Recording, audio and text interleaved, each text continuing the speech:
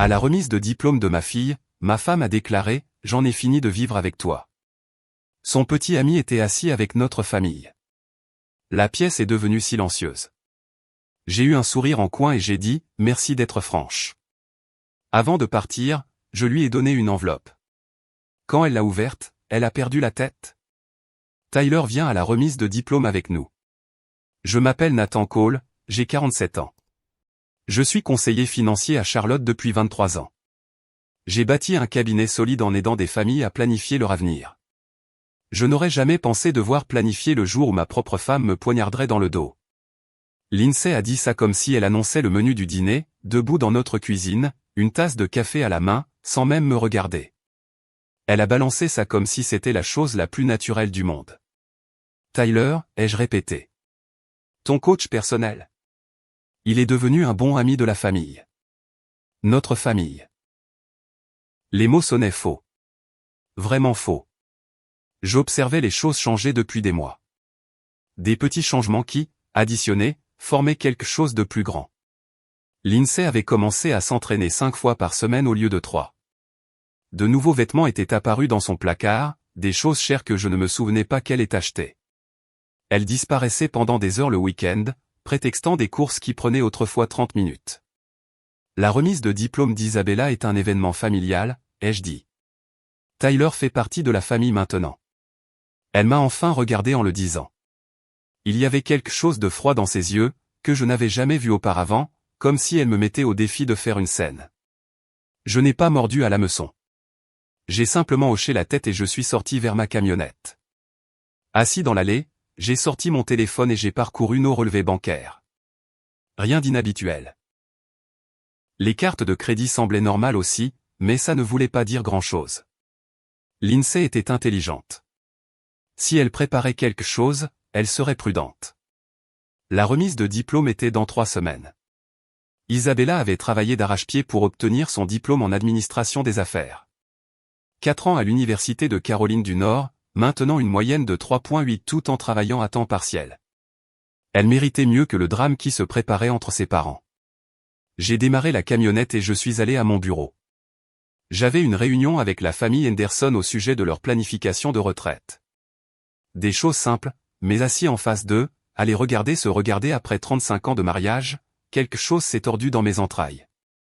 Ils se faisaient entièrement confiance, finissaient les phrases l'un de l'autre, prenaient des décisions ensemble. Quand est-ce que Lindsay et moi avions arrêté de faire ça?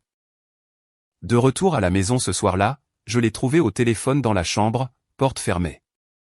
Elle riait de quelque chose, la voix plus douce qu'elle ne l'avait été avec moi depuis des mois. Quand elle est descendue 1 heure plus tard, je lisais sur le canapé. C'était qui, ai-je demandé. Juste Isabella, on parlait des plans pour la remise de diplôme. Isabella était au travail. Je lui avais déposé son déjeuner au restaurant cet après-midi-là. Nous étions mariés depuis 22 ans. Rencontrés quand j'avais 25 ans, fraîchement sorti de l'université, travaillant dans une petite société d'investissement du centre-ville. Lindsay avait 23 ans, elle était institutrice, pleine de vie et de projets d'avenir. Nous avions tout construit ensemble, économisé pour la compte de notre maison en mangeant des nouilles instantanées et en sautant les vacances. Quand Isabella est née, Lindsay a pris 3 ans de congé pour rester à la maison. J'ai pris des clients supplémentaires, travaillé les week-ends, fait tout ce qu'il fallait pour nous maintenir à flot. C'était de bonnes années. Dures, mais bonnes. Nous étions une équipe. Les fissures ont commencé petitement, il y a peut-être 5 ans. Lindsay a repris le travail à temps partiel quand Isabella est entrée au lycée. Elle était agitée, disait qu'elle avait besoin de quelque chose pour elle. J'ai soutenu ça, je l'ai encouragée. Elle s'est inscrite à la salle de sport où travaillait Tyler. Elle a commencé à y aller religieusement, revenant pleine d'énergie, parlant de ses routines d'entraînement, de ses nouveaux amis là-bas. Au début, j'étais heureux qu'elle ait trouvé quelque chose qu'elle aimait. Mais les conversations au dîner ont changé. Avant, c'était sur nos journées, les activités scolaires d'Isabella, les plans du week-end. Progressivement, c'est devenu Lindsay parlant des potins de la salle de sport, des conseils de Tyler sur la nutrition, de l'opinion de Tyler sur ceci ou cela. Tyler a dit ceci, Tyler pense que, Tyler a recommandé d'essayer ce nouveau restaurant. J'aurais dû faire attention plus tôt. Les appels téléphoniques ont commencé à peu près à la même époque. De longues conversations qu'elle prenait dans une autre pièce. Quand je posais des questions, elle disait que c'était sa sœur ou son amie Janet du travail. Mais je savais comment Lindsay parlait à sa sœur. C'était différent. L'argent ne disparaissait pas, mais de nouvelles choses continuaient d'apparaître, un sac à main de créateur qu'elle prétendait être en solde, des vêtements de sport chers, un chèque cadeau pour un spa que Janet lui aurait donné. Isabella l'avait remarqué aussi. Elle m'a demandé un soir si tout allait bien entre sa mère et moi. Les choses semblent différentes, a-t-elle dit. Je lui ai répondu que les parents traversent des phases, que les gens changent, que c'était normal. Mais assis dans mon bureau ce soir-là, en regardant 22 ans de dossiers financiers, j'ai réalisé à quel point nous étions exposés. Tout était commun, la maison, les voitures, les comptes d'investissement, les actifs de l'entreprise. Nous avions construit notre vie en supposant que nous serions toujours du même côté. Le contrat post-nuptial que nous avions signé il y a 8 ans était enfoui dans mon classeur. C'était l'idée de Lindsay, en fait. Elle s'inquiétait des problèmes de responsabilité liés à mon entreprise, voulait protéger les biens de notre famille si quelque chose tournait mal. Le document était exhaustif, très exhaustif. Y compris une clause sur l'infidélité. Je l'ai sorti et je l'ai relu. Chaque mot.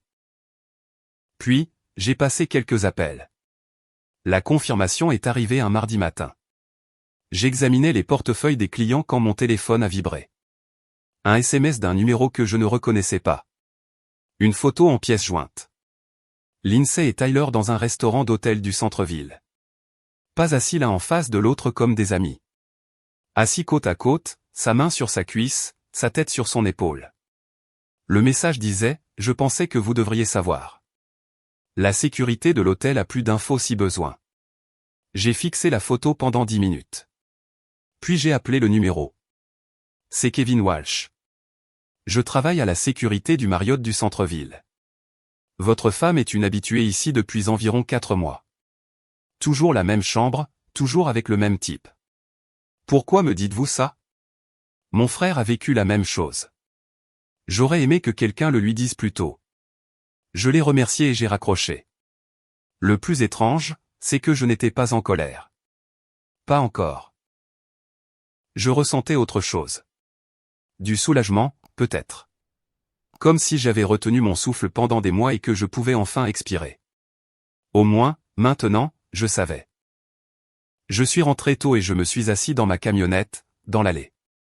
Notre maison avait le même aspect que toujours, colonial à 2 étages, volets bleus, le jardin que Lindsay avait planté quand Isabella était petite. De l'extérieur, nous ressemblions à n'importe quelle autre famille de classe moyenne aisée. Mais tout était différent maintenant. La voiture d'Isabella n'était pas là, elle était à son travail à temps partiel au café près du campus. La voiture de Lindsay était partie aussi, probablement à la salle de sport. Ou à l'hôtel. Je suis entré et je me suis fait un sandwich. Je me suis assis à la table de la cuisine où nous avions pris des milliers de repas ensemble, pris des milliers de décisions, planifié l'avenir de notre fille. L'invitation à la remise de diplôme était collée sur le réfrigérateur avec un aimant en forme de toque de diplômé. Isabella avait été si fière en nous l'attendant. La première personne de nos 2 familles à obtenir un diplôme universitaire. Je veux que mes 2 parents soient là, avait-elle dit. Au premier rang. C'est notre moment. Notre moment. J'ai fini mon sandwich et je suis allé dans mon bureau. J'ai ressorti le contrat post-nuptial et j'ai lu chaque ligne. Puis j'ai ouvert mon ordinateur portable et j'ai commencé à faire des listes. Stratégie de protection des actifs, constitution de fiducie, exigences en matière de preuves documentaires. J'avais passé 2 décennies à aider des familles à planifier leur sécurité financière. Il était temps de mettre cette expertise à mon service. Mon téléphone a sonné vers 18 heures. Lindsay. Je serai en retard ce soir. Je dîne avec Janet. Papotage de filles sur la remise de diplôme. Ça marche, ai-je dit. Prends ton temps. Après avoir raccroché, j'ai appelé mon avocat. Puis mon comptable. Puis un détective privé dont la carte de visite traînait dans le tiroir de mon bureau depuis 3 ans. La remise de diplôme était dans 17 jours.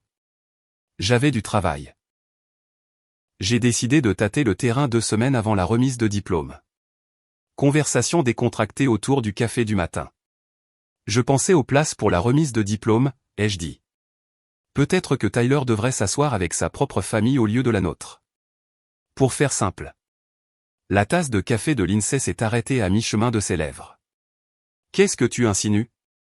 Juste que c'est une journée familiale. Parents, grands-parents, parents proches. Tyler ne correspond pas vraiment à cette catégorie. Son visage a changé. Sa garde s'est instantanément levée. Tyler a été incroyablement solidaire de notre famille. Il mérite d'être là. Solidaire comment? Mauvaise question. Je l'ai su à la seconde où je l'ai posée. Mais je voulais voir sa réaction. Elle a posé sa tasse et m'a regardé comme si j'étais déraisonnable. Il a été un bon ami pendant une période difficile. Quelle période difficile? Ça, dit-elle en faisant un geste entre nous. Nous. La façon dont les choses se sont passées dernièrement. Alors maintenant, c'était ma faute. La distance, les secrets, les nuits tardives. J'étais le problème. Je n'ai remarqué aucune difficulté particulière, ai-je dit. C'est exactement le problème, Nathan. Tu ne remarques plus rien. Elle s'est levée et a commencé à débarrasser la table avec des mouvements brusques et colériques. Tu travailles tout le temps, toujours concentré sur tes clients et leurs problèmes. Quand est-ce que tu m'as demandé pour la dernière fois comment j'allais, vraiment demandé? J'ai voulu souligner que je lui avais demandé la semaine dernière, quand elle était rentrée contrariée d'une de ses longues courses. Elle m'avait repoussé, disant que ce n'était rien. Mais je suis resté silencieux. Je l'ai laissé parler. Tyler écoute. Il se soucie de ce que je traverse. Il me donne l'impression d'exister. Voilà. La justification.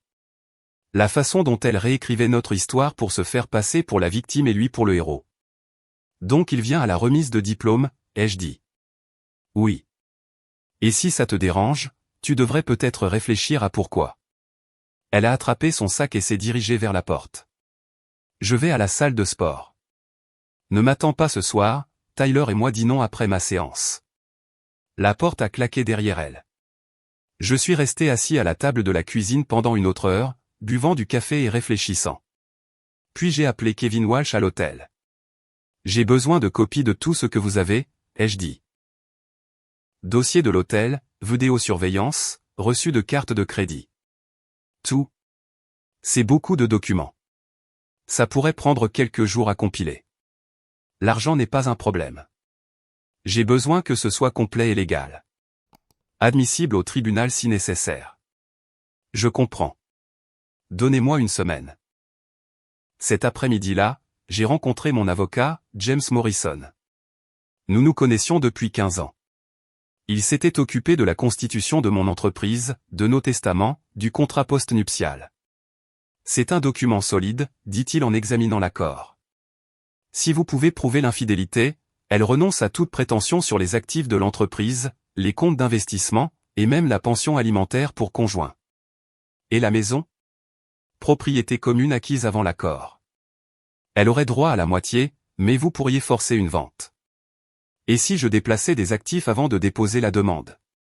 Il m'a regardé attentivement. Ça dépend de comment vous les déplacez, et quand. Cacher des actifs est illégal. La protection des actifs ne l'est pas. Expliquez la différence. La protection des actifs implique des structures juridiques mises en place à des fins légitimes, fiducie, entités commerciales, comptes de retraite. Tant qu'ils sont établis et financés pour des raisons valables, ils sont protégés. J'ai hoché la tête. Qu'est-ce qui constitue une raison valable? La planification successorale, l'optimisation fiscale, la protection contre les créanciers, subvenir à l'avenir de votre fille. Nous avons parlé pendant 2 heures. Quand j'ai quitté son bureau, j'avais une compréhension claire de ce que je pouvais et ne pouvais pas faire. Plus important encore, j'avais un calendrier. Tout devait être en place avant que je ne confronte l'INSEE. Une fois qu'elle saurait que je savais, elle prendrait un avocat et commencerait à se battre pour tout ce qu'elle pourrait obtenir. Mais si les actifs étaient déjà protégés, déjà déplacés dans des structures légitimes, il n'y aurait plus rien à se disputer. Ce soir-là, j'ai appelé Isabella. Comment vont les études? Tout est prêt pour la remise de diplôme? J'ai presque fini mes examens. Je suis si excité, papa. J'ai l'impression que c'est le début de tout. Je suis fier de toi, ma chérie. Vraiment fier. Est-ce que tout ira bien entre maman et toi à la remise de diplôme? Je veux dire, les choses semblent tendues ces derniers temps. J'ai fermé les yeux. Gamine intelligente. Trop intelligente. Tout ira bien, ai-je dit. C'est ta journée. Rien ne la gâchera. Kevin Walsh a livré les documents un jeudi. Dossier de l'hôtel remontant à 6 mois. Vidéosurveillance des caméras du hall. Reçu de carte de crédit du restaurant et du service en chambre. C'était pire que ce que j'avais pensé. Il se voyait 2 fois par semaine, parfois 3. Toujours la même chambre. Toujours facturé sur une carte de crédit que je ne reconnaissais pas. Quand j'ai appelé le numéro sur la carte, je suis tombé sur la messagerie vocale de Tyler. Ils payaient pour leur liaison. Ça a fait plus mal que ça n'aurait dû. Les images les montraient arrivant séparément, partant séparément. Prudent, entraîné. Ce n'était pas une chose récente qui avait dérapé. C'était une tromperie délibérée et continue. Mais le vrai coup de poing est venu quand j'ai trouvé les papiers cachés dans la boîte à bijoux de Lindsay. Sous les boucles d'oreilles qu'elle ne portait jamais, il y avait un dossier. À l'intérieur, des impressions de sites immobiliers. Des appartements à Charleston, à Asheville. Tous à louer. Tous entourés d'encre rouge. Il y avait aussi une note manuscrite de Lindsay, besoin d'établir la résidence d'ici juin. Dépôt de la demande de divorce en juillet. Juin, c'était dans 3 semaines. Juillet, c'était juste après la remise de diplôme. Elle n'avait pas seulement une liaison. Elle planifiait sa stratégie de sortie. La confrontation à la remise de diplôme n'allait pas être spontanée.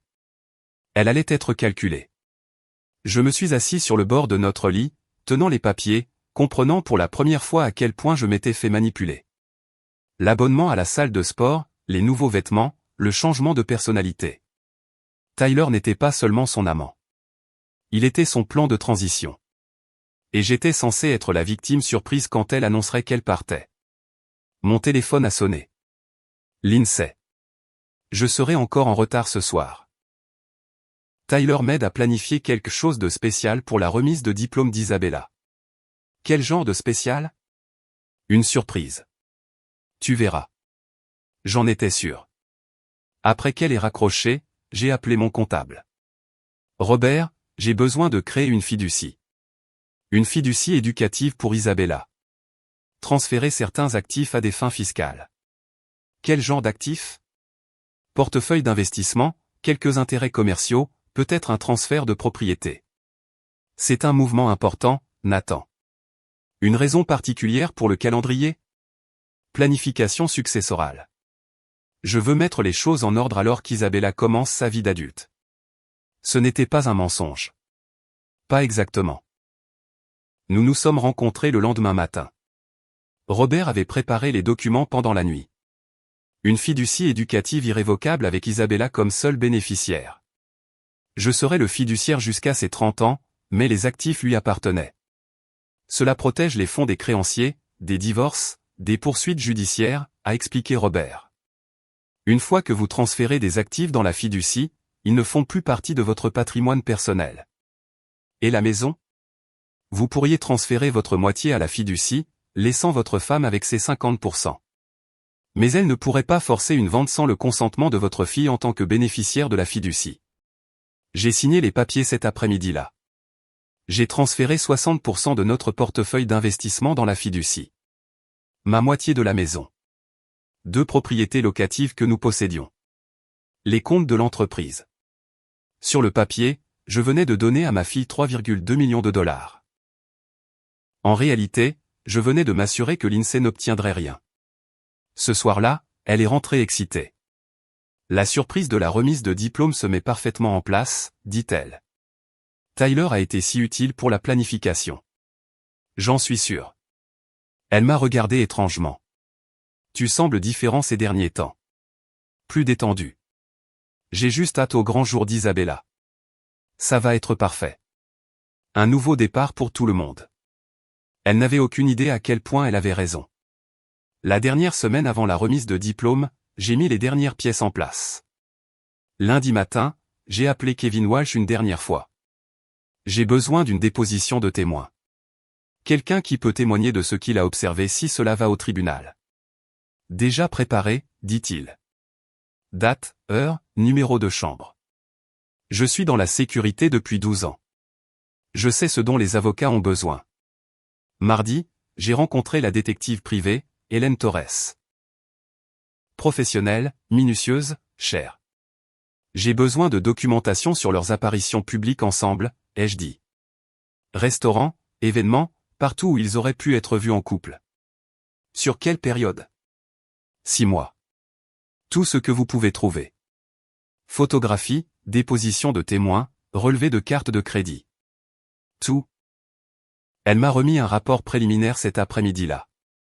23 occasions documentées où Lindsay et Tyler avaient été vus ensemble en dehors de la salle de sport. Dîner, café, un week-end à la montagne que je pensais qu'elle avait passé avec sa sœur. Sa sœur vivait en Floride. Mercredi, j'ai déjeuné avec Isabella au café où elle travaillait. Nerveuse pour la remise de diplôme, ai-je demandé. Excitée. Un peu triste que cette partie de ma vie se termine, tu sais. J'ai hoché la tête. Je savais exactement ce qu'elle voulait dire. Papa, je peux te poser une question? Toujours. Est-ce que tout ira bien entre maman et toi après la remise de diplôme? Je veux dire, quand je ne serai plus autant là. Gamine intelligente. Trop intelligente. Parfois, les gens évoluent dans des directions différentes, ai-je dit. Ça ne veut pas dire que quelqu'un a fait quelque chose de mal. Ça veut juste dire que les choses changent. Elle a remué son café, pensive. Est-ce que tu iras bien si les choses changent? J'irai bien, ma chérie. Tu n'as pas à t'inquiéter pour moi. Maman semble différente ces derniers temps. Plus heureuse, mais d'une manière qui ne t'inclut pas. J'ai tendu la main sur la table et j'ai serré la sienne. Quoi qu'il arrive entre ta mère et moi, ça ne changera pas à quel point nous t'aimons tous les deux. C'est la seule chose dont tu n'auras jamais à t'inquiéter. Jeudi, j'ai reçu la documentation finale d'Hélène Torres. Un dossier complet. Tout organisé et indexé.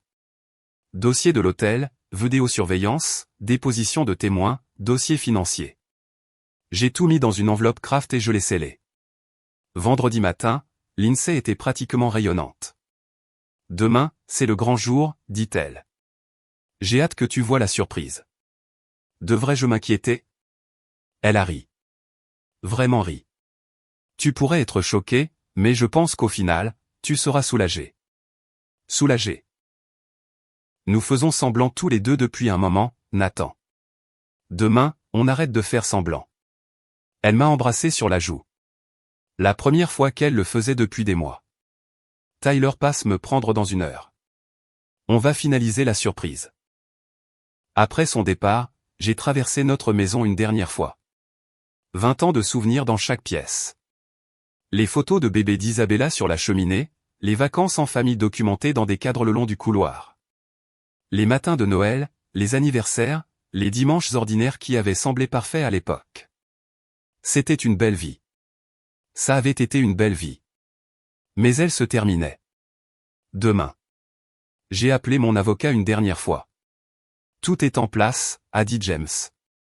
La fiducie est financée et enregistrée. La documentation est complète. Si elle demande le divorce, elle découvrira que la plupart des actifs ne sont plus des biens matrimoniaux. Et si elle conteste? La fiducie a été établie à des fins légitimes de planification successorale. Le contrat post-nuptial est bétonné. Elle l'a signé volontairement, avec sa propre représentation juridique. J'ai raccroché et je me suis assis dans mon bureau, regardant l'enveloppe contenant toutes les preuves de la liaison de Lindsay. Demain, à la remise de diplôme d'Isabella, tout allait changer. J'étais prêt. La cérémonie de remise de diplôme était parfaite. Isabella a traversé cette estrade comme si le monde lui appartenait, et pour ce moment-là, c'était le cas. Lindsay et moi étions assis ensemble au premier rang, jouant le rôle des parents fiers une dernière fois. Tyler était assis 3 sièges plus loin, assez proche pour faire partie de notre groupe familial, mais assez loin pour maintenir l'illusion de la bienséance. Après la cérémonie, nous nous sommes rassemblés pour des photos sur la pelouse du campus.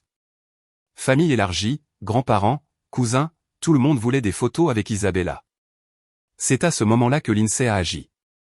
Avant d'aller dîner, dit-elle, assez fort pour que tout le monde entende, j'ai quelque chose à dire. Le groupe familial est devenu silencieux. Isabella, toujours dans sa toge et sa toque, tenait son diplôme, souriant à ce qu'elle pensait être un autre discours de félicitations. Nathan, dit Lindsay en me regardant droit dans les yeux, j'en ai fini de vivre avec toi. Les mots restèrent suspendus dans l'air comme de la fumée. Personne ne bougeait. J'ai enfin trouvé quelqu'un qui me rend heureuse. Elle fit un geste vers Tyler, qui se leva et s'approcha d'elle. Le visage d'Isabella est devenu blanc. Maman, qu'est-ce que tu fais? Lindsay l'ignora. Je sais que c'est difficile, mais je ne peux plus faire semblant. Tyler et moi sommes ensemble maintenant. Nous commençons une nouvelle vie. Ma mère a commencé à dire quelque chose, mais j'ai levé la main. Toute la famille me dévisageait, attendant que j'explose, que je crie, que je fasse une scène. Au lieu de ça, j'ai souri. Merci d'être franche, ai-je dit. J'ai mis la main dans ma veste et j'ai sorti l'enveloppe Kraft. Puisque nous ne faisons plus semblant, j'ai quelque chose pour toi aussi. Je lui ai tendu l'enveloppe. Ouvre-la. Elle avait l'air confuse, mais l'a prise, s'attendant probablement à des papiers de divorce ou à une lettre de colère. Elle a ouvert l'enveloppe et en a sorti le contenu. Les reçus de l'hôtel sont sortis en premier, puis les photos de la sécurité, puis le contrat post-nuptial avec la clause d'infidélité surlignée en jaune. Son visage a changé à mesure qu'elle lisait. La confusion s'est transformée en compréhension. La compréhension en panique. Qu'est-ce que c'est que ça? Des documents, ai-je dit calmement. Dossier de l'hôtel, déposition de témoins, transfert financier. Tout ce que tu as fait ces 6 derniers mois. Elle a feuilleté les papiers, les mains tremblantes. La dernière page est particulièrement intéressante, ai-je ajouté. Les documents de transfert d'actifs. Il s'avère que pendant que tu planifiais ta surprise, je planifiais la mienne. Elle a trouvé les documents de la fiducie, les a lus 2 fois.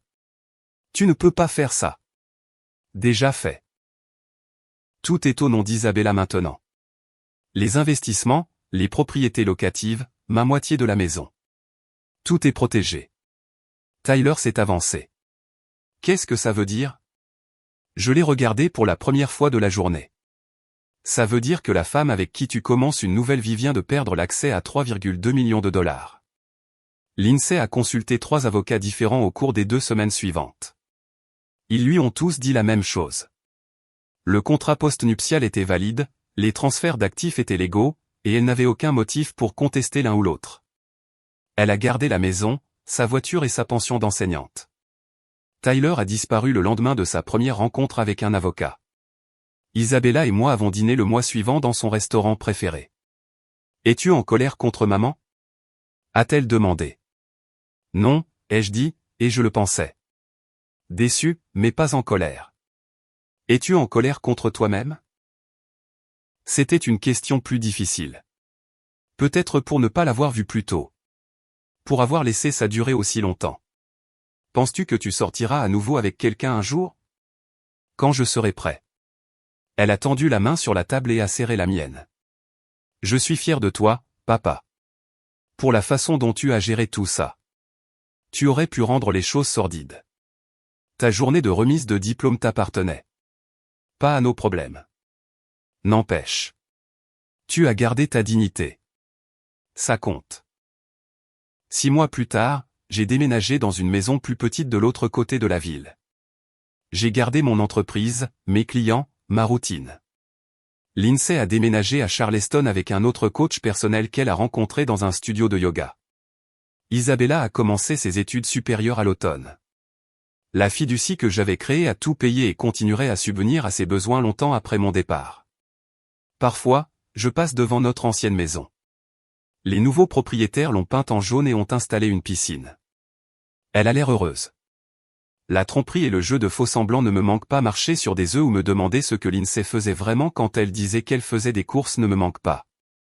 La famille que nous étions, avant que les mensonges ne prennent le dessus, me manque.